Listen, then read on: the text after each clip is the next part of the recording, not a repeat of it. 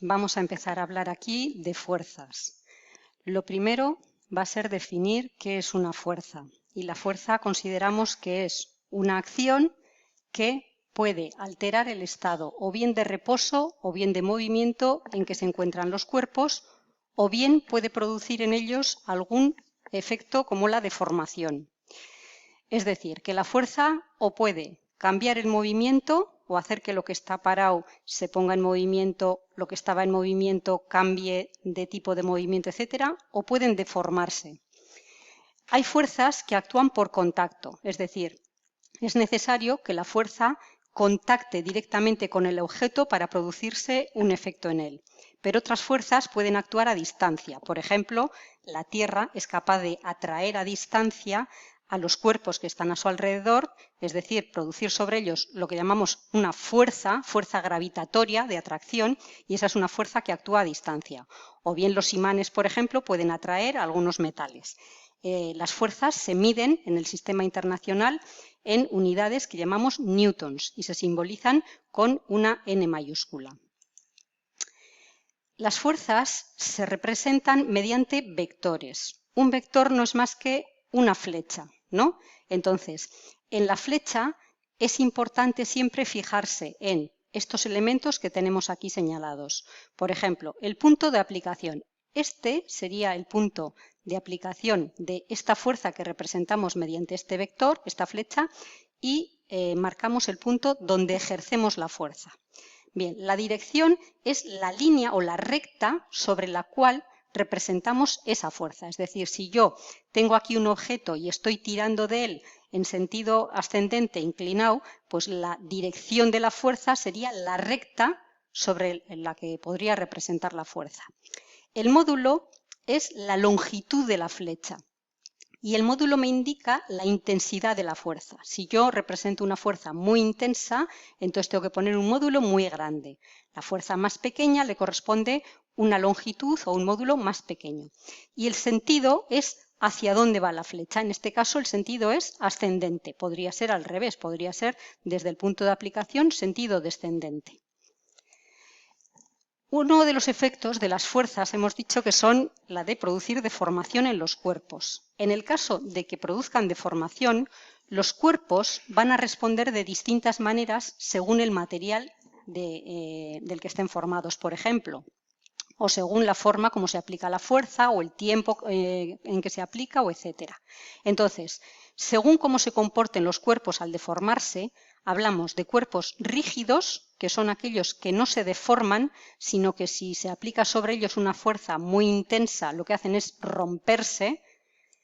Hablamos de cuerpos plásticos, cuando si se ejerce una fuerza sobre ellos, como por ejemplo en el barro o la arcilla, pues al ejercer la fuerza el cuerpo se deforma y una vez de que dejamos de aplicar la fuerza, el cuerpo queda con la forma que tenía cuando se ha aplicado la fuerza, ¿no? Es decir, si hemos modelado, por ejemplo, una vasija, pues entonces la forma de la vasija queda cuando ya dejamos de aplicar la fuerza. Y el tercer tipo de cuerpos son los cuerpos elásticos. Son cuerpos, por ejemplo, esta goma que tenemos aquí, que la podemos tensar si ejercemos una fuerza sobre ella, pero cuando dejamos de ejercer la fuerza, la goma va a recuperar su forma inicial. Esos son entonces cuerpos elásticos. Bien, el otro efecto que pueden producir las fuerzas hemos dicho que es alteración del movimiento.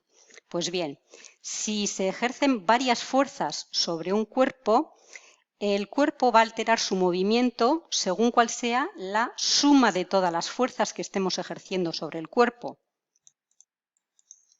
Bien, aquí vamos a representar unas personas que van a ejercer una fuerza sobre una vagoneta. Entonces vamos a ver qué tipo de fuerza van a aplicar cada una de ellas, en qué dirección, en qué sentido y qué efecto va a tener eso sobre la vagoneta. Si ponemos una persona muy fuerte tirando hacia la derecha, por ejemplo con una fuerza de 150 newtons, y una persona que tenga menos fuerza, por ejemplo, tirando hacia la izquierda, entonces vemos que tenemos dos fuerzas aplicándose en la misma dirección pero en sentidos contrarios. vemos que la suma de fuerzas es como si solamente se ejerciera una fuerza de 100 newtons hacia la derecha, porque hacia la derecha tenemos 150 y hacia la izquierda 50. El efecto entonces va a ser que el desplazamiento se va a producir hacia la derecha. Bien, si añadimos ahora a otra persona que tire, por ejemplo, hacia la izquierda, vemos que entre las dos cada una ejerce una fuerza de 50 newtons, de modo que la fuerza que se ejerce hacia la izquierda ahora es de 100 newtons. Pero la persona que está a la derecha, como es más fuerte, ejerce una fuerza de 150 newtons. Entonces, la suma de fuerzas vemos que es de 50 newtons hacia la derecha. ¿Qué ocurre si se ponen a empujar a la vez? Pues que se produce un desplazamiento hacia la derecha. ¿Qué tendríamos entonces que hacer para compensar la fuerza que está ejerciendo la persona hacia la derecha? Pues poner más fuerzas. Ponemos a otra persona ahora un poco más fuerte que las anteriores, de manera que 50 newtons más 50 más 100 me dan una suma total hacia la izquierda de 200 newtons, mientras que hacia la derecha hay una persona que ejerce una fuerza de 150 newtons. ¿Cuál es la resultante de estas fuerzas? Pues la resultante es hacia la izquierda 200 menos 150, porque van en sentidos contrarios, y ahora tengo una fuerza resultante hacia la izquierda de 50 newtons. Así que ponemos a empujar la vagoneta y el desplazamiento ahora es hacia la izquierda. Entonces, ¿cómo vamos a representar nosotros en un papel, por ejemplo, las fuerzas que se ejercen sobre un cuerpo? Pues lo representamos mediante flechas, y aquí, por ejemplo, vemos que tenemos que tener en cuenta, pues eso, hacia dónde se ejerce la fuerza, en qué dirección, en qué sentido, etcétera. Por ejemplo, en el primer caso, si ejercemos en verde, representamos una flecha de una fuerza F1, y en azul representamos una fuerza de mayor intensidad, de mayor módulo, F2. La resultante es la suma de las dos, es decir, si las dos fuerzas se ejercen en la misma dirección y en el mismo sentido, la resultante será F1 más F2, y será una flecha más larga que las dos anteriores, la roja. Si las fuerzas se ejercen en sentido contrario, por ejemplo, en este lugar de aplicación de la fuerza, ejercemos una fuerza F2 hacia la izquierda de menor intensidad, una fuerza F1 hacia la derecha de mayor intensidad, la resultante será la resta F1 menos F2. Y como la F1 tiene el módulo mayor, o sea, la mayor intensidad, la resultante irá hacia el mismo sentido que F1. Si dos fuerzas se aplican en un mismo punto, pero se ejercen F1 hacia arriba, por ejemplo, F2 hacia la derecha, formando ángulo recto, la resultante es como si aplicáramos una sola fuerza desde este punto de aplicación, desde el origen, en sentido oblicuo. ¿Qué módulo tiene, o sea, qué intensidad tiene la resultante? Pues para calcular esa resultante lo que vemos es que la figura que se forma si unimos todos los puntos de las dos fuerzas representadas, ¿no?, y el origen, entonces la figura que se nos forma es un rectángulo y la resultante es la diagonal de ese rectángulo. Entonces, ¿cuánto mide la diagonal de ese rectángulo? Pues como tengo aquí una figura que es un triángulo rectángulo, esto resulta que la hipotenusa de este triángulo es la diagonal del rectángulo que se me había formado, ¿no? O sea, la resultante es la hipotenusa de este triángulo, en el cual un cateto es F2 y este otro cateto tiene la misma longitud que F1. Entonces, la resultante hipotenusa es igual a la raíz cuadrada de una fuerza al cuadrado más la otra fuerza al cuadrado. Veamos cómo calcularíamos una fuerza resultante, por ejemplo, cuando se están aplicando 4 fuerzas sobre un cuerpo. Entonces, lo primero que tenemos que hacer es representamos los módulos con la misma longitud, ¿no?, que la intensidad de la fuerza. Por ejemplo, aquí tengo 7 newtons hacia arriba, 4 newtons hacia abajo, 5 newtons hacia la izquierda, 9 newtons hacia la derecha. Vamos a ir calculando resultantes en cada uno de los ejes. Por ejemplo, en el eje vertical. En el eje vertical tengo dos fuerzas. Bueno, una más intensa hacia arriba de 7 newtons y otra menos intensa hacia abajo de 4 newtons. Entonces, esta resultante va a ser 7 menos 4, con lo cual la resultante va a ser hacia arriba, pero de 3 newtons.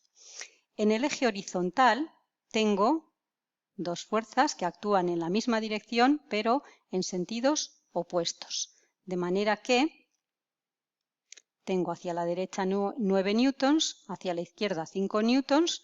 Entonces, la resultante en este eje va a ser 9 menos 5 en sentido hacia la derecha, es decir, 4 newtons hacia la derecha. Pues bien, estas dos resultantes ahora las tengo que aplicar, 3 newtons ascendente, 4 newtons hacia la derecha. Hemos dicho que la resultante va a ser, voy a ponerlo en otro color, por ejemplo en azul, la resultante va a ser